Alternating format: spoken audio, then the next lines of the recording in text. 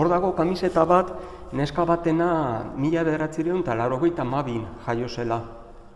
Eta juntzela ustez 2009ko goi bilera batera, eta oso haserre esan ziren, aizue, daramat nik bizi naizen bizitza osoan, zuei entzuten egingo dezuela eta ez dezuela ezer egiten, ez? Nahiko daia mesedez zerbait egin, ez? Eta, horri gaitzen badiogu, orain pasadiren beste urte guzti hauek ez esaten dezu, baina hau ze...